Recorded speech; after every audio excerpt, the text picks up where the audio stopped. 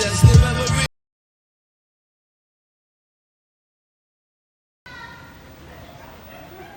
Hello folks, this is the building where I work at, well, one of the many different places I work at. This is Task Force to End Homelessness. I'm showing you guys all of this for one reason and one reason only, and that's for me to challenge certain people who comes in this space, and it's a lot of words, but it's not enough works. So this is the aim that I challenge all viewers of YouTube in the conscious space, in the learning space, in the leader space, to challenge the people that you are working with to not only tell you about what they're doing, but show you. I mentioned what I mentioned because it is important, people. It is important for us to show our works, you know, like a math class. Present your answers in a probable display, you know, basically showing your work. Showing your work, show me how you got here, how you got there. You know, I do work like this. You know, I work with a lot of homeless people. Before I was dealing with many of the delinquent youths, things of that nature. And the reason why I try to focus on little things like this to people who thinks it's little things, but to the person you're working with is something significant. It's because we talk about moving the community forward. And you got all these groups, whether it may be FBA, ADOS, Black Israelites, Nation of Islam. And to a degree, I can even say it doesn't even matter if it's about black or white. But because we're in this space, let's focus for a minute about the black community. We're asking people to participate and move forward. But visualize this for a second, people. Imagine wanting to do better for your people and wanting to focus on watching what your people do in terms of their progression, but you don't even have shelter. Your stomach is empty. People, do you understand what that interferes with? The mind is an amazing thing, but try going on having that mental state be stressed, having that mind be affected by not having proper nutrition or anything at all to eat. Tell me if you could truly focus on where your people are going as a people, as a community. Where are we headed to? Is that what you're really going to focus on? So what I have been understanding as I've been getting older and older is we have to be successful as individuals first before we can put our focus on the collective. It is almost impossible for us to talk about reparations, for us to talk about what the black community needs to do when our people don't reach one another on the ground level. I hear about grassroots. Let's start at the minimal base. Grassroots would mean make sure your brother or sister can be able to eat. And when people hear that, they think I mean by taking money out your pockets. Many of us have done that. And how many of you have felt that no matter how many dollars you've given out, it's not going to solve anything?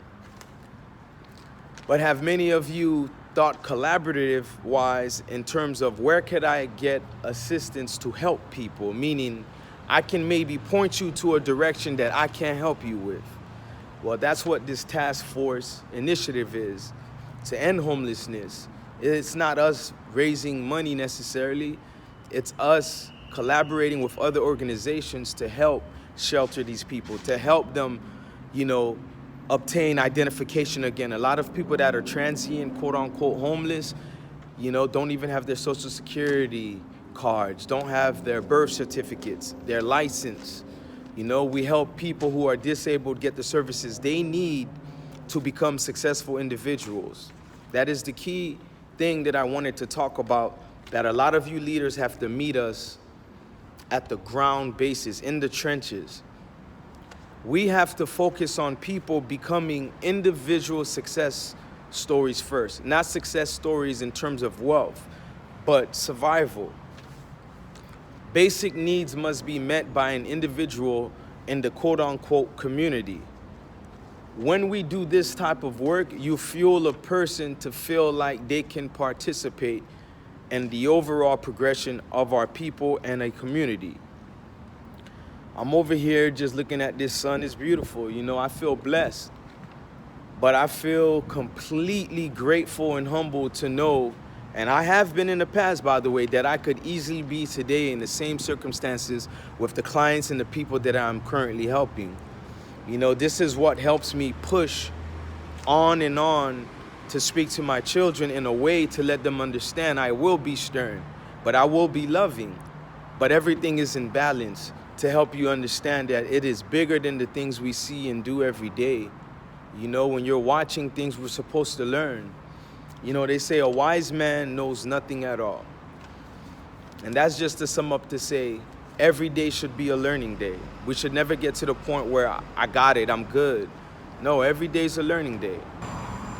You know, with everyone separating themselves in this diaspora of ours, it would make somebody young, up and coming, trying to think on their own, contemplate that black unity is faker than a $7 bill.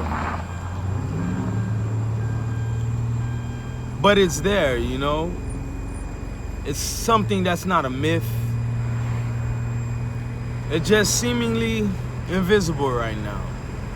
What is very clear right now, we rather focus on our differences than the mass similarities that we obtain inside of us outwardly. You know, we share so many similarities. Forget just as human beings, but on the basis of being black, we share so many similarities. I don't care which culture you come from. Caribbean, Africa, America, we share so much similarities. It's a shame many of us don't focus on that. My earlier videos was speaking about the success of the individual. And that success, you know, it's to stand on them being able to survive, being able to feed themselves, being able to shelter themselves. This is how you take an individual and bring them on to the collective, because that cannot happen when one cannot eat nor properly sleep and their mental state is at a decline. I mean, these are things we don't talk about. This is why I ask many of you, show me your works. You know, we need boots on the ground that checks on our people. You know, in the course of my work of dealing with the homeless, you know, number one, I don't make race an issue, but I don't ignore the fact that there are brothers and sisters, many of them that looks like me and you. And when I do interact with one of these brothers and sisters, I don't stop and ask, hey, have you fled your country per se? You know, are you African? Are you Haitian, Jamaican? Are you Black American? Clearly, if they can distinguish with me the English language that we all speak, which is not native to none of us. I don't care where you come from. But it's the shared language that we use to go along a cohesiveness to make it through in terms of communicating, right? So if I can see you can speak to me clear in English, I deal with you as my brother or sister. Even if you can't, if you really want me to be honest, I'm trying to help my brothers and sisters.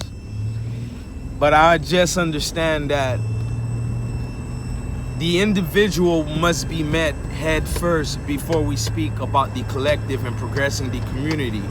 There is no such thing as community for our people who are out here and are really looking like something of a destroyed nature, you know? There's many people who are so intelligent out here. I remember skipping school, and a lot of things that kept me grounded. I wasn't just skipping school because I didn't like school or whatever. You know, I was a very inquisitive person and I just wanted to know more. I felt boxed in sometimes. those four walls, especially if you go to a school that doesn't challenge you mentally, you know. And also for those of us that have to go back home to chaos and things that the school really can't fulfill that we're looking for. But I've met so much people that have lived on the streets that gave me so much gems. And I thank God, as I got older, I never looked away from that element that, you know, resides all around us, man. It's something that's there that many of us look past, but I thank God I stayed true to myself in knowing that, you know, one day I'll be able to do better than words, but come out and help in any way, shape, or form that I can.